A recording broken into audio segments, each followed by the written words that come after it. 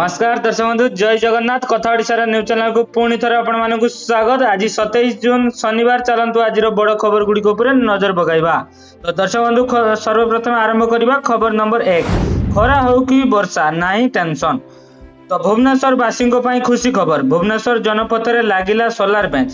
खरा हो कि वर्षा आपण एठारे बसी पारिबे। केवल यह नुहे दरकार पड़िले आपण निजर इलेक्ट्रिक गैजेट गुडी को चार्ज भी करि पारिबे। परीक्षामूलक भाव 2टी सोलार बेंच प्रतिष्ठा होईची। आगामी दिन में सार्वजनिक स्थान में आहरी 30 टी बेंच लगाया योजना बीएमसी। तो दर्शक बंधु परवर्ती खबर नंबर 2। बही रे त्रुटि सीएम को बड़ एक्शन। प्राथमिक पाठ्यपुस्तक गुरुतर त्रुटि प्रसंग में सीएम को बड़ एक्शन। गतकाली तदंत कमिटी रिपोर्ट आधार में आज बलि पड़ी 4 वरिष्ठ अधिकारी। बाकी 6 जनकर विरुद्ध में श्रृंखलागत कार्यानुष्ठान नहीं मुख्यमंत्री। तेबे गुरुत्वपूर्ण होउची घटना पछरे बड़ षड्यंत्र गंध बारी मुख्यमंत्री मोहन चरण माझी। एथि सहित आगकू त्रुटि शून्य पुस्तक प्रकाशन पर विभिन्न पदक्षेप नेबाकू कड़ा निर्देश देइछंती।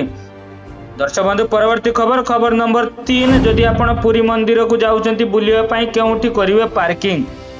आउ 2 दिन पर पवित्र देवस्नान पूर्णमी श्रीजीव रत्न सिंहासन छाड़ी स्नान देवी को पहंडी विजय करिवे। श्रृंखलित स्नान यात्रा पई प्रस्तुति एबे शेष पर्याय रे पहुंची। सुरक्षा व्यवस्था और जनगहली नियंत्रण पई 79 प्लाटून फोर्स मुतयन करा जाउची। ट्रैफिक नियंत्रण को नहीं गुरुत्व दिया। पुरी को गले केउ गाड़ी केउ बाटे जिबे एवं केउठारे पार्किंग करिवे से नहीं पुरी पुलिस पक्षर एक एडवाइजरी जारी करा जायछि। तो दर्शक बंधु परवर्ती खबर नंबर 4। गंजेई चालान बंधाले 2 शिक्षक। सारू को घाड़ी गंजेई निशा। गंजेई चालान करी गिरफ हेले 2 शिक्षक। कलाहांडी बलांगीर को गंजेई चालान बेले धरा पड़िले जातीय राजपथ 26 नंबर कोरगा छकरे टिटिलागढ़ और तुषारा अबकारी विभाग चढ़ाऊ करी एक कार 33 केजी गंजेई जबत करिछि। एही घटना रे 3 अभियुक्त किशोर कुमार जीतू साहू और संजय बाग को गिरफ्त कराଯାଇଛି। अभियुक्त मानक मध्यरु किशोर कुमार और जीतू साहू शिक्षक बोली जणा पड़िछंती। दर्शक बंधु परवर्ती खबर नंबर 4। बाजार रे आ सहजरे बुली हेबो नाही। बाजार रे बुलुचंती नकली आईएएस। रुबाब देखाउचंती लोकन को डराउचंती। एमिति जणे नकली बाबू को गिरफ्त करिछि भुवनेश्वर शहीद नगर थाना पुलिस। निजकू आईएएस अधिकारी परिचय देई लोकन को ठकुतिबा अभियोग होईछि। विशाखापाटनार बरदास सुधीर को गिरफ्त करिछि पुलिस। दर्शक बंधु परवर्ती खबर नंबर 5। साधारण संपादक इस्तफा।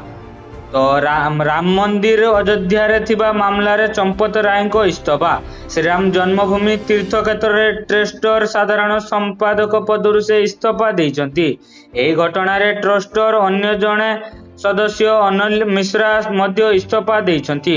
उभय नैतिकता दृष्टि पद छाड़िथिबा कहिछंती।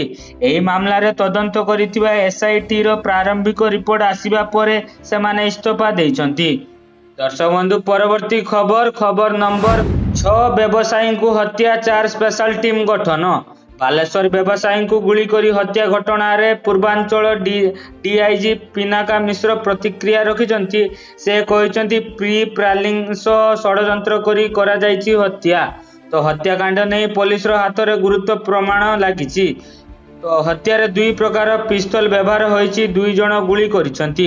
पुलिस रो समस्त दिग को नहीं तदंत करूछि। व्यक्तिगत शत्रुता बा व्यावसायिक शत्रुता तार संधान चलीछि।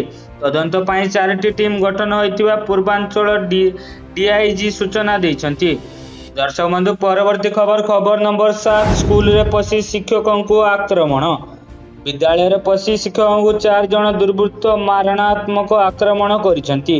कोणार्क अस्तरंग सरीपुर प्राथमिक विद्यालय परिसर रे मारणात्मक आक्रमण करा जायछि। अभिभावक कमिटी बैठक पर कार और बाइक रे आसी आक्रमण करिसंती। कटुरी और लुहा चापड़ धरी शिक्षकों को निस्तुक माड़ मारिसंती। आहत शिक्षकों को चिकित्सा पाए भुवनेश्वर स्थानांतर करा जायछि। दर्शक बंधु परवर्ती खबर नंबर 8। माफिया को धराई देले 10 टंकिया नोट। राज्य गंजेई चालान रो मास्टरमाइंड चिरा 10 टंकिया नोट देखाई करुथिले कारोबार। आठगढ़ धरा पड़िथिबा अभियुक्त निकटरू 10 टंकिया नोट रो अधा अंश जबत करा जायछि। ବାକି ଅଧା ଅଂଶ ଦେଖାଇବା ବ୍ୟକ୍ତିଙ୍କୁ ଗଞ୍ଜେଇ ଦେବାକୁ ନିର୍ଦ୍ଦେଶ ଥିଲା।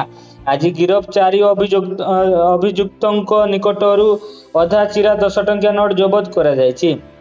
ଦର୍ଶକ ବନ୍ଧୁ, ପରବର୍ତ୍ତୀ ଖବର, ଶେଷ ବଡ଼ ଖବର ନମ୍ବର 10। ଭାରତୀୟ କୃଷକଙ୍କ ପାଇଁ ବଡ଼ ଖୁସି ଖବର। ଏବେ ସେମାନେ ପ୍ରତି ମାସରେ ପେନସନ ପାଇପାରିବେ। ଆଜ୍ଞା ହଁ, ଆପଣ ଠିକ୍ ଶୁଣିଛନ୍ତି। ଦେଶର ଲକ୍ଷ ଲକ୍ଷ ବ୍ୟକ୍ତି ଅସଂଗଠିତ କ୍ଷେତ୍ରରେ ନିୟୋଜିତ, ରାସ୍ତା ବିକ୍ରେତା, ରିକ୍ସା ଚାଳକ, ଶ୍ରମିକ, ଘରୋଇ କର୍ମଚାରୀ, ଦର୍ଜି, ଡ୍ରାଇଭର, କୃଷି କିମ୍ବା ଅନ୍ୟାନ୍ୟ ମଜୁରିଆ ଭଳି ବିଭିନ୍ନ ବୃତ୍ତି ସହିତ ଜଡ଼ିତ। ସାଧାରଣତଃ ଏହି ଶ୍ରମିକମାନେ କର୍ମଚାରୀ ପ୍ରୋଭିଡେଣ୍ଟ ପାଣ୍ଠି PF, ଗ୍ରାଚ୍ୟୁଇଟି କିମ୍ବା ଅନ୍ୟାନ୍ୟ ସାମାଜିକ ସୁରକ୍ଷା କାର୍ଯ୍ୟକ୍ରମରୁ ଲାଭ ପାଆନ୍ତି ନାହିଁ, ଯାହାଫଳରେ ସେମାନଙ୍କର ପରବର୍ତ୍ତୀ ବର୍ଷଗୁଡ଼ିକରେ ଆର୍ଥିକ ଚ୍ୟାଲେଞ୍ଜ ସୃଷ୍ଟି ହୁଏ। ଦର୍ଶକ ବନ୍ଧୁ, ଆଜିର ଏହା ଥିଲା ବଡ଼ ଖବର। ଯଦି ଖବରଗୁଡ଼ିକୁ ଆପଣଙ୍କୁ ଭଲ ଲାଗିଥାଏ, ଚ୍ୟାନେଲକୁ ଲାଇକ୍ କରି ସବସ୍କ୍ରାଇବ୍ ନିହାତି କରିବେ।